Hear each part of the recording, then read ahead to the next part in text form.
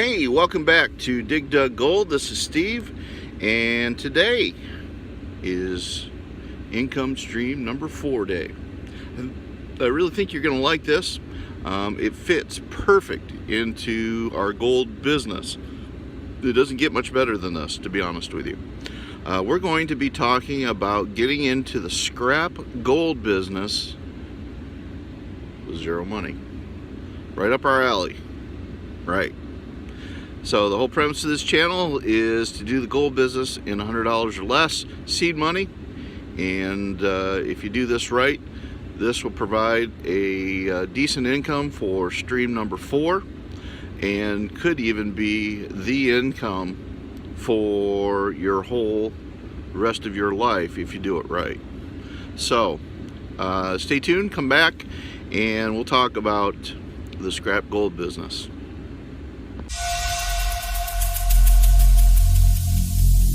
Every single day, I'm gonna make something great. That's my way.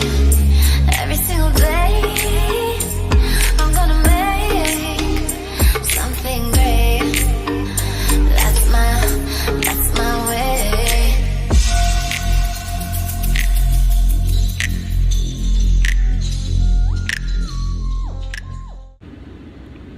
Okay, we're back. Income stream number 4, coming to you from the Trucker Studio. I'm out on the road. So I'm staying in Madison, Mississippi for the weekend, it looks like, for Memorial Day weekend. Definitely not my first choice, but I'm grateful to be here and grateful to have a job. And so let's talk about income stream number 4. That is how to buy and sell scrap gold and jewelry. Okay? Alright, let me flip the screen around here so you can see the book that I bought recently. I paid $17 for it. It's an ebook. I ran it all off. I read it cover to cover, loved every minute of it, and I am going to incorporate it into my streams of income to get me down the road to where I want to be, which is gold prospecting, gold mining, in a big level, enough to get me off the road at least, and get me home, and then go out exploring into God's beautiful nature here. Alright, so let me flip the screen around. Okay, this is it. Scrap gold business, how to buy and sell scrap gold and jewelry. Now, at the end of, or in the description part of this video, I've placed a link so that you can get this book yourself. I paid $17 for it. You're going to have to pay $17 for it as well. I'm sorry, but that's the way it's got to be. It is an affiliate marketing deal, and I will be making a little money on this if you buy it. So get the disclaimer out of the way. Okay? But this book, of all the books that I would buy, this one is well worth the price that I paid for it. Okay? So the scrap gold business, how to buy and sell scrap gold and jewelry. Let me flip it about background. Okay, so let's talk a little bit about it. I've got, my wife is a big party fan. She loves to set up Mary Kay parties, call her friends up, come on in, and have a girl nights out. Of course, the girls' night out ends up being in our own home. So she'll bring in several neighbors, several family members, some friends from work, that kind of thing. She'll usually have, I don't know, 15, 16, 17 ladies there. Joshua and I, my stepson Joshua and I usually head on out soon after they start arriving. I really want nothing to do with Mary Kay. So look at this mug. I should probably stay. There's probably a lot of things that could help me, but that's not my thing. Okay. So anyway, how the Mary Kay parties go is similar to Tupperware and Amway. They all go about the same way. The host will invite a bunch of people, their friends, family, neighbors, that kind of thing, to their home. The person putting on the party will provide 25 to 50 bucks for refreshments and snacks and that kind of thing to eat, and then they'll have a demonstration part around the kitchen table where the ladies in particular will try makeup on, and they'll have little mirrors around and that kind of thing, and get themselves all made up and just have a good old time being girly girls. All right, got no problem with that. I love girly girls, but it's not for me. So, but the same thing happens in Amway, where you have, of course, soaps, lotions, and potions. Mary Kay, we got cosmetics and skincare and that kind of thing. Tupperware, of course, you have Tupperware bowls and containers and that kind of thing. The host themselves usually gets free merchandise for putting on the party, depending on the amount of money that's spent, and then the person that is doing the party in conjunction with the host will pay them off in free cosmetics, free Tupperware, free soap, stuff like that, and that makes everybody happy. What's different about a gold party, however, is even though the setup is still the same, the difference is that when somebody walks away from the party after they've had their gold measured and had their gold weighed and an offer's been given, they walk away with cash money. That's a big difference. In the other ones, they walk away with merchandise, no cash, and then they have to go home and explain to their husbands and boyfriends how much money they spent. In this, usually the scrap gold is stuff that they're not wearing. It's stuff that perhaps from a divorce they want to get rid of their ex's stuff.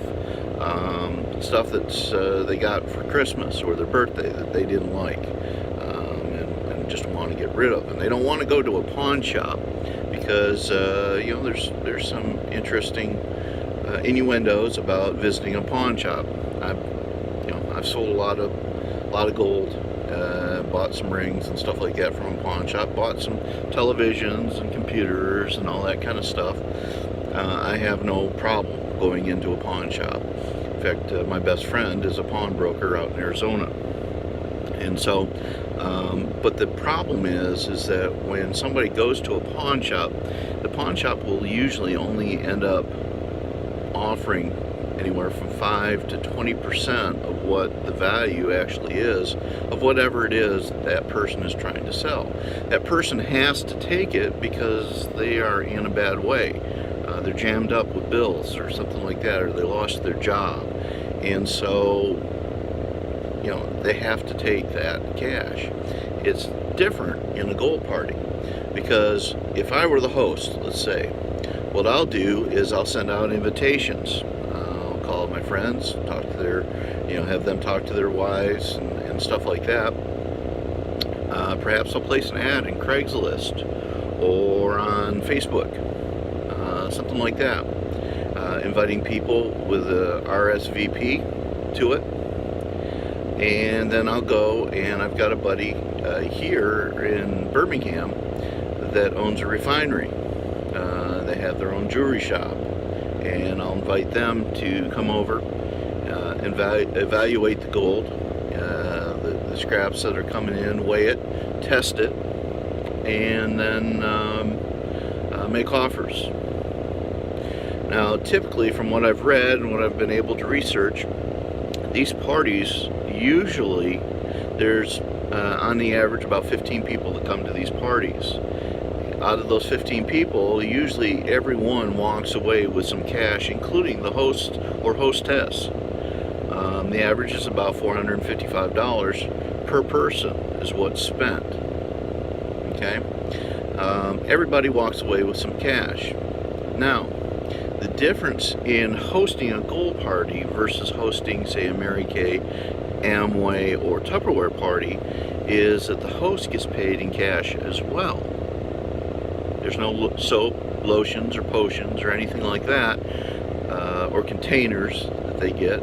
They get cold hard cash. What the gold buyer will do is they will come in, they'll test it with either chemicals or an electronic testing machine. Most of them use chemicals because it's a lot more accurate. A testing kit is only like 16-17 bucks versus a electric machine that'll tell you what the carat purity is of the gold. That's like $250, $300, something like that. And while we're at it, we should probably talk a little bit about carat. Gold carat with a K is different than diamond carat with a C. Okay? Diamond carat with a C is weight related. In other words, how big the stone is, how much it weighs, that kind of thing. That's not the case with gold. Carat with a K, when it comes to gold, is actually the purity content of the gold itself. Okay, that's the major thing in gold, is you've got to pay attention to the purity content. So pure gold is considered 24 karat gold. Okay, so that would be 100% pure. You can go any amount underneath that, and each amount that's underneath that has a certain percentage of the purity. So if you buy 23 karat gold, then that would be maybe 97% pure. So whatever that spot price is for the day for pure gold, you would multiply that by whatever the coefficient is for the purity level that it is. So in this example, if it's 23 karat gold, 97% pure, then you would take a spot price, say, of $1,300, times that by 97%, and that would be how much each pennyweight is worth, or each ounce is worth, I should say. Also, it would be important for you to know is that scrap gold is weighed differently than raw gold. We as prospectors and miners weigh gold as per gram or per grain. That's how we weigh it. That's not the case in scrap gold. In scrap gold, although it's still the same in the end, it's a troy ounce, it's an ounce of gold. In scrap gold, it's weighed per pennyweight. So there's 20 pennyweights per ounce of scrap gold. There's 31 grams of gold in raw gold per ounce. Okay, and same with grams or grains and stuff like that. There's a higher amount when you get into grains and you start weighing for grains and stuff like that. Normally we just go on grams, but it just all depends. So pennyweight, there's 20 pennyweights in a gram or in an ounce of gold. Okay, now, so the two things that you're going to have, or that the gold buyer is going to have to do, is first determine the purity of the gold. Second, they're going to have to determine the weight of the gold, and then third, they're going to have to determine what the spot price of gold is that day. Based on that, based on the weight of the scrap gold that comes in per person, then that's what they get paid. Like I said, the average is about $455 per person. The gold buyer usually brings a bunch of cash with them. Sometimes they'll bring checks for security measures. That's fine. I prefer cash. I'm a cash kind of guy. And so I'm just going to strictly speak about cash. So if you multiply 15 people times 455 per person, and you're one of them as the host, then that means that gold buyer paid out $6,825 for that gold party, or roughly 3 hours worth of work. Okay? The host, you're going to love this. This is where the zero amount comes in. Okay? You as the host get paid 10% of what the gold buyer paid out. So if the gold buyer paid out $6,825, you as a host get paid a check or cash of $682.50. Plus, you add that to the scrap gold that you brought to the party too, if it's $455. Now all of a sudden, you just made $1,100, almost $1,200 or 3 hours worth of work. Pretty cool, huh? Now, most gold buyers will end up paying anywhere from 35 to 65% of the worth of the gold itself. Okay, unlike a pawnbroker who will pay anywhere from 5 to 20 to 25% typically of what gold is worth. Okay, so there's a big difference there. Typically, if you add in the hosting fee, typically you'll have anywhere from 50 to 65% on a night is what the gold buyer will pay out of the worth. Then what the gold buyer does, which is where you want to head to, is you want to be able to get to the point where you're buying the gold itself. What the gold buyer will do, will take all that scrap, and let's say it's worth, you paid out 65%, so that means there's 35% more left in profit there. So that would mean that the gold was worth roughly $11,550. Okay. Now, if he's a refiner, he can smelt that all down himself and then sell it himself and recoup his money and then some. If he's not a refiner, doesn't have a kiln, then he'll have to pay 7% on that. So now his costs are sitting at around 42%. So the nice thing is, 42% is around 72%. So that means that he's got a 28% profit. Okay, 28% profit on 1155 is about a little bit more than $3,200 for 3 hours worth of work on his part. So when he sells that, he or she sells that amount, sells that gold, usually they sell it in 100 pennyweights, okay, or more. They usually don't sell it right off the bat. They'll wait until they've collected 100 pennyweights. If you would do that a month, that would create, once a month, that would create a nice income for you, wouldn't you think? I think so. Remember, in my case, in order for me to get off the road, I need to create $5,000 worth of income a month. In order to do that, using 8 steps or 8 income streams, I would need to make roughly $625 or $675, I think it is, per income stream. Well, if I did that once a month as a host, and I got paid $682.50, you can see how that fits well into our game plan here. Now, if I went went ahead and got my permit, which is about $25, and I went and got my chemicals, and I practiced and built up my cash amount with the money that I got from the gold buyer. Let's say that I did that once a week and built up the cash, and then after a month or 2 months, I started buying gold myself and taking it over and making that profit myself.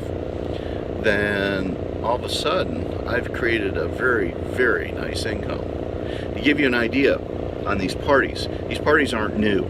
Okay, it's new to us, and I don't see anybody talking about it on YouTube. Okay, but the earliest video that I saw on YouTube was created in 2011, where they talked about it. Market Watch actually found a Market Watch video in 2012, I think, where they talked about it, and they had a lady from a refinery up in Michigan, my neck of the woods, my old stomping grounds up there, that did 200 parties a month. I calculated that out. She's making over $1 million a month buying and selling gold. She makes a very good living. I can't imagine doing 200 parties a month. Can you? I can't. That's a lot. But that's all she does. That doesn't fit my game plan at all. My game plan is to get out in the field. That's what I want to do. So I gotta, even though I found a way to do it. That's not my main focus. My main focus is to actually get out in nature and read the landscapes and start panning gold, things like that. I may become too old, too fat to be able to do that, in which case I can reverse course and do this part of the gold business full time. That's fine. I don't have a problem with that. I'm getting there. I'm approaching that. I'm 56, so there's very few things physically that I can do nowadays like I used to in my 20s or my 30s, and even in my 40s. So this is a great way to do the gold business. A fantastic way, and very profitable way to do it as well. If you want to know more, this book will show you how to scale it up using a website. You can start taking in gold from all over the country, that kind of stuff. It gives you places that you can sell it to, gold refineries all over the place where you can sell it to. In the back of the book, it also tells you the regulations as far as buying and selling secondhand gold in each state. But you, of course, you do want to do your own due diligence on that. So I would encourage you to go to the description portion of this video if you want to learn more and learn how to do it and perhaps get involved in it. I am. I think it's intriguing. I've loved it for years and years and years, and I think it's a fantastic way to get involved with the gold business and doing it for zero money. All right, so go to the description, click the button, and buy that book, and I'll just tell you ahead of time I appreciate it and appreciate your support. Take care now, and that is Income Stream.